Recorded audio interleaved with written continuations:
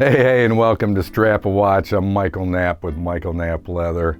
Today's episode is going to be pretty fun, especially if you're into college sports, you have a favorite university, or your alma mater, what have you. I went to Western Michigan University and through an extension of Michigan State University, so I'm a Bronco and a Spartan. Here you can check out my front porch. So yes, some of us go a little overboard with being fans. I'm also a Detroit Tigers fan, and we become fans of a lot of our favorite teams and perhaps golfers or tennis stars or what have you.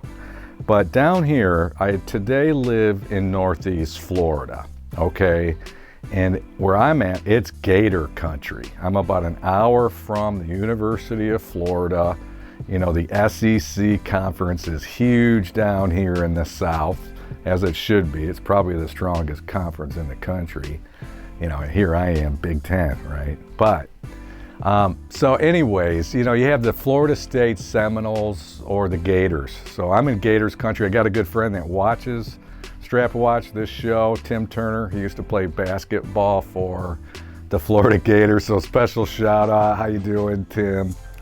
So this week what I had was a special order for a Florida Gators themed 5-pocket minimalist wallet to also have a strap then made for this Florida Gators watch, okay?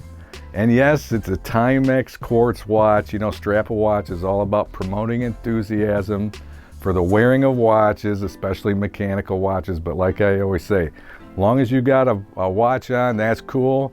Why? Because watches are cool, right? So also, I'm going to be doing a giveaway. This is kind of a little special show. I'm starting to grow the channel a little bit. Thank you to everybody that subscribed over the last week. But I'm going to be giving away 3 Strap a Watch mugs. So in order to qualify, you have to be a subscriber. You have to hit the thumbs up button, all right? And also the bell notification. You have to hit that so you're notified of future videos, and leave in the comment whatever you want, but just let me know you want the mug. I want to be in the drawing for the mug. Now I'm only got 3 to give away right now. So, it's kind of first come, first serve, right? And if you also, what you're going to have to do, so I have your address, and I promise I'm never going to release any of your private information, is go to my website. In the description below this video is my website address, my web address, michaelknappleather.com. And on my contact page is a contact form. And in there, fill that out, give me your address so that I can mail it to you free of charge. So you do those things, and first come, first serve, you can win one of the mugs, okay? So after the intro, we're gonna get right at it and making the 5-pocket minimalist wallet and the strap for that Florida Gators watch. Stick around.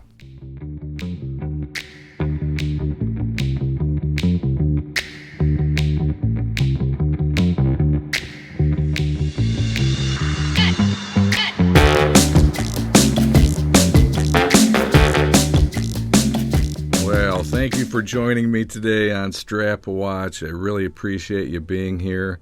Yes, that's where I'm coming to you from, my leather studio and my Honda CB1100 Cafe Racer motorcycle.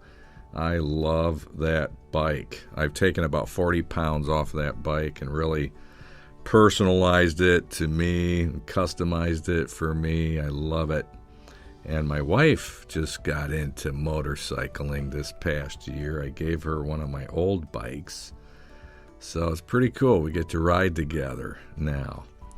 Well, as you can see, I am cutting out the leather here. This is, like I was saying in the intro, a large piece of indigo leather. It came dyed blue from the tannery. And it was just been a gorgeous piece. I've used it for all kinds of stuff. But yeah, right here, leave in the comments below, what kind of watches are you guys wearing? I'd really like to know. What kind of watches do you own? What brands? What makes? Models? Do you have a collection? Do you just have one? Do you don't wear a watch? That's another thing. If you don't wear a watch, let us know. If you wear a smartwatch, let us know. It's cool, man. I mean, nobody's going to come down on you if you're wearing a smartwatch. As long as you're wearing a watch, that's what we're really promoting here. Strap a Watch is all about just getting back to wearing watches. And I'll tell you what it is. I am a huge enthusiast of mechanical, especially automatic movement watches. And I think in the industry, there's been just a great fear of smartwatches kind of taking over. Just kind of like what the quartz craze did in the 1970s. Seiko came out with the quartz watch in 1969, and it almost through the 70s and into the 80s put the Swiss watch industry out of business. I mean, even Rolex came out with a quartz watch, as well as all the other big manufacturers. I mean, so, well, not all. I got to correct myself there. But, what saved from the quartz craze, the Swiss industry, was Swatch. You can kind of laugh about it, and if you did your own research, the Swatch group today owns a lot of the major brands of watches. So, I mean, they really do. So, in the 1980s, you had this Swatch watches come out, and the kids loved them. They were affordable. Even people were buying them for younger people. They were mechanical, automatic watches that were encased in a plastic strap. They were pretty kind of disposable type of a watch. And they really rescued the industry. I mean, they really did. A lot of companies went out of business. The big ones that held on, they're real strong today. You just look at Rolex. I mean, the brand, it's probably the most powerful brand in the watch world today. Just so strong. And the other thing is, like with a Rolex watch or some of these other mechanical watches, they're pieces of art. I mean, they really are. They have, I call it a soul to them. They're timeless. Whereas like a quartz watch with a battery, you don't get that same kind of vibe. You don't get that same feel. In a smartwatch, let's get real. How long do you keep your smartphone? I mean, look at the generations of Apple Watches. I think they're on 5 right now. So what? Every 2 years you're getting a brand new watch, where, there's people out there that own a watch that's 100 years old, and the whole history of horology, we call it, and that's, keeping time. It goes back to the beginning in the dawn of civilization with, sundials and water clocks and hourglasses and, all kinds of ingenious methods that man has kept a record of timekeeping, and the bottom line is, I mean, that's what we're talking about. And I don't know, maybe there's something about that, we're only here for a little while and we're keeping track of time on our wrist. And, with a mechanical watch, just all of the small moving hundreds of parts that go into these amazingly engineered pieces of art, to me, especially like I love my Grand Seiko, and looking at the transparent back, so you can see into the movement. It's just really cool.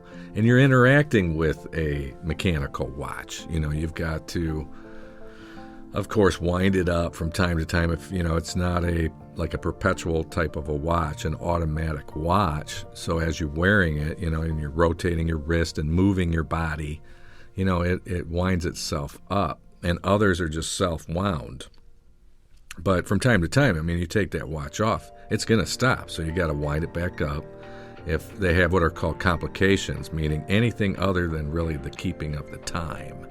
So a day, a date, all those are called complications. Chronographs, those are complications.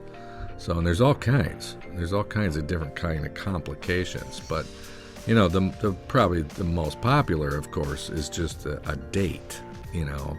So it'll have usually around the 3 o'clock mark, the date. So of course, some months go 31, some go 30, and then you have February, right? So from time to time, you're having to actually change out also the date. And so a lot of them have today, the mechanical automatic watches of today, have really neat, easy, quick date changes.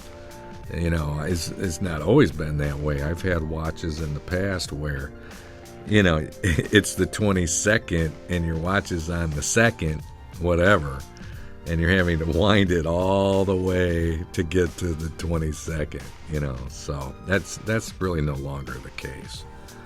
But, you know, what I would always just really encourage everybody out there, you know, if you can afford it, you have somebody, a younger person or you know, somebody that maybe isn't really so much into watches, maybe they have a smartwatch, right?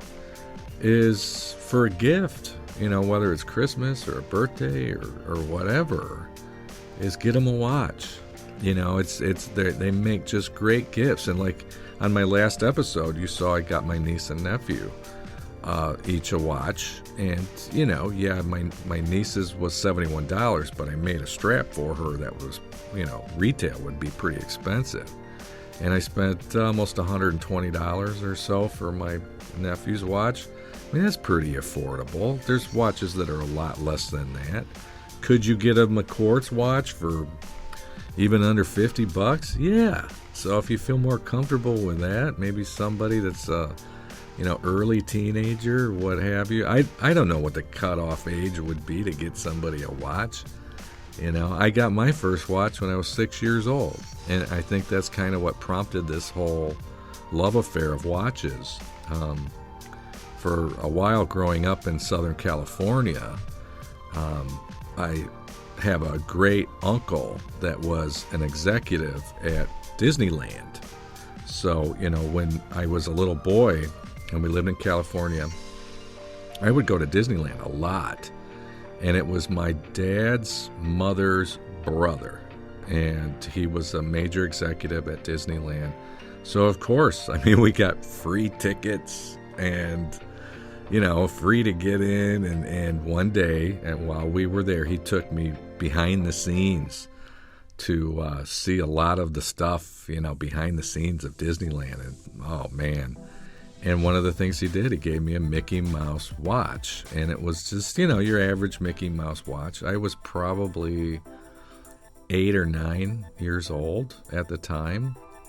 And I loved that watch. You know, I don't have it today. I don't know what happened to it. We moved so much when I was a kid that, you know, I mean, it's probably lost in a move. But, you know, growing up, I had a lot of different Timex watches and Iron Man watches. And, you know, I talked about it before on one of the episodes. I had a G-Shock from the 80s. I loved that watch. That was my thrashing watch. So, and I also had bought in 1986 a Rolex watch that I ended up getting stolen. But, you know, I would wear, working on golf courses and stuff that I did for years, I wouldn't wear a Rolex working on a golf course or playing golf. So I would wear my G-Shock or, you know, a Timex Iron Man or something like that. That was just a real thrasher of a watch. So, but I just would highly encourage anybody, you know, if you've got somebody in your life, watches just, they make great gifts.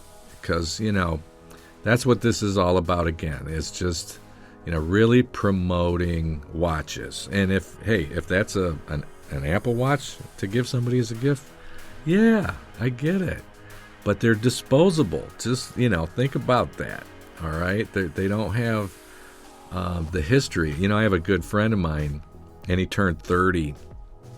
I don't know how long ago it was. Probably 4 or 5 years ago now. And I got him a watch. And I think it floored him because he was like, oh, wow. But, you know, you only turn 30 once, you know, or you only turn 20 once, or 18, or whatever it might be, you know.